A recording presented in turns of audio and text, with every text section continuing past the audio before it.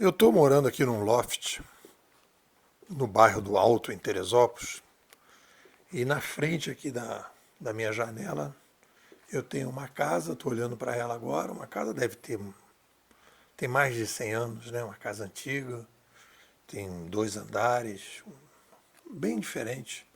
E tem uma árvore aqui que ela é mais alta do que o prédio. E todos os passarinhos, quando eu boto aqui banana, boto água para os passarinhos aqui, eles vêm toda essa árvore, né? Aqui deve ter uma comunidade gigantesca de passarinhos numa árvore gigantesca. Passando esse terreno, mais à frente, começaram a construir um prédio. Esse prédio são 2 blocos, né? Conversando ali com o pessoal que está fazendo o prédio, eles falaram que vai demorar aí em torno de 4 anos para ele ficar pronto. Então, quando eu estou aqui administrando aqui a minha casa, arrumando as coisas, ajeitando detalhes aqui da casa, né? Eu não penso que essa casa aqui também, esse apartamento, um dia ele foi mato, como é aquele outro lado lá, e foi alguma coisa e que demorou uns 2, 3, 4 anos para chegar onde eu estou. Então tem coisas que a gente resolve arrumando aqui, né, colocando aqui pendurando alguma coisa na parede, e tem coisas que demoram mais tempo. Dos ganhos que eu estou tendo agora nessa nova jornada no desenvolvimento da ciência da inovação, especificamente da ciência da inovação bimodal, um primeiro ganho, para depois a gente falar do Mark Mason, que é o tema do artigo, foi perceber que nós temos na sociedade 3 perfis de sobrevivência. Nós temos os conceituadores, os disseminadores e os operadores. Os conceituadores têm um papel na sociedade de criar bases para que a gente possa pensar melhor. Eles estruturam isso, aí você tem diferentes conceituadores, né? Conceituadores mais disruptivos, outros mais incrementais. Depois você tem os disseminadores, são os professores, são as pessoas que, a partir daqueles conceituadores, vão disseminando aquelas ideias e tal, papá. E depois você tem os operadores, que é todo mundo, é como a gente age. Os operadores são todos nós, né? É a gente pegando o que os conceituadores criaram e a gente então operando em relação a isso. Então, quando a gente vai analisar toda essa literatura que existe hoje sobre inovação, é uma literatura totalmente voltada para os operadores. Não tem, e aí foi isso que eu estou percebendo, né? Não tem um prédio sendo feito, e o prédio que precisa ser feito, que demora mais tempo, é a estrutura de uma ciência que dá base para que a gente possa depois fazer a formação, que os disseminadores possam formar pessoas, para que a gente possa, então, trabalhar melhor com a inovação. Então é um exemplo típico. O Mark Mason é um autor que eu botei aqui na galeria da escola, né? Ele, por exemplo, ele fala: quem não sente dor está longe da realidade. É uma frase bacana. Depois ele vai falar que a gente tem que escolher as nossas dores. Você tem que fazer dores suportáveis, dores que você considere, né? Então ele está dizendo, dor é estrutural no ser humano. Eu diria, eu tenho um livrinho de poema, que eu fiz um poema que chama de Maternidade, então lembrando desse poema, que ele diz, né, que quando o final, a última frase do poema é: nascemos e tal, não sei aonde, não sei o quê, estamos todos condenados à morte. Né? Nasceu, foi condenado à morte. É como se tivesse um juiz batendo o martelo dizendo: olha, querido, você está condenado à morte. Como assim? Vai morrer. Não tem jeito não. E aí você tem que administrar essa dor, de você saber que você é finito.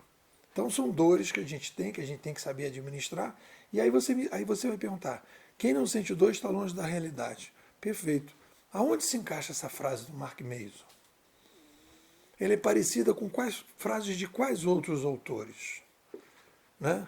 E aqui vai se aproximar do Mises, vai se aproximar do fator motivador, quando o Mises diz que a gente quer viver hoje melhor que ontem, quer viver amanhã melhor que hoje. É o fator motivador da inovação. É essa dor, são as dores estruturais que nós temos, né? E as dores conjunturais que vão levando a gente a tentar melhorar de maneira contínua. Então, o Mark Mason está falando aqui do fator motivador, está abordando. Então, se a gente chegar lá e falar assim, gente, tem um edifício aqui, que é imagina um prédio que é o prédio da ciência e da inovação. Aí vai dizer, cara, eu quero discutir essa coisa que o Mark Mason falou aqui da dor estrutural. Eu vou falar, querido, vai lá, tem a sala do fator motivador, vai lá conversar sobre isso. Uma outra frase do Mark Mason que eu acho que é bem interessante, que dá para a gente desenvolver, é quando ele fala: pessoas excepcionais são obcecadas por se aperfeiçoar. Vou repetir. Pessoas excepcionais são obcecadas por se aperfeiçoar. Olha só que interessante. Pessoas excepcionais. O que ele está falando nisso? Pô, em que sala que eu vou conversar no prédio da ciência da inovação sobre isso? Aí eu vou falar, querido, você vai lá no fator, não é fator atuante. De novo, fator motivador. Ele vai falar dos perfis inovadores. Na sala do fator motivador, a gente vai falar dos perfis inovadores. Existem pessoas excepcionais, como ele está dizendo, que têm mais facilidade para a inovação? A gente aqui na Bimodais sugere que são os disruptores, que têm um perfil psicológico, neurológico, que a gente não pode afirmar exatamente, né, que tem mais disposição para a inovação. Mas, além disso, tem um aspecto também, e aí criamos 2 subfatores, que é o motivador ambiental e esse motivador psicológico neurológico. Dependendo do ambiente, você vai ter mais da sua família, da cidade que você mora. Uma cidade pequena você tem menos inovação, numa cidade grande você tem mais inovação porque a provocação é maior. Então são os fatores que vão influenciar. Então o Mark Mason está falando dentro do edifício da ciência da inovação, na sala da motivação e na sala da motivação, especificamente na questão dos perfis. Pessoas excepcionais tendem a ter mais facilidade para inovar. É isso. O que vocês dizem? Se você tem um perfil inquieto, demanda de visão consistente de cenário de médio e longo prazo, gosta de lógica e não desse mimimi que está aí no mercado, tem disciplina para escutar 19 minutos de áudio todos os dias, quer mais aprender do que aparecer, a Bimodais me parece ser um espaço de aprendizado inovador que é bem a tua cara. Veja aí o depoimento de quem está por aqui e já há bastante tempo. Thomas Rock, líder de prática de consultoria em cloud. A Bimodais me deu um choque de realidade. Viviane Laporte, empreendedora. A Bimodais consegue me explicar o porquê das coisas. Tereza Rodrigues, gameóloga na prática. A Bimodais é o respaldo teórico para toda a minha prática educacional inovadora. Léo Almeida, programador sênior. A Bimodais mudou o meu sistema operacional.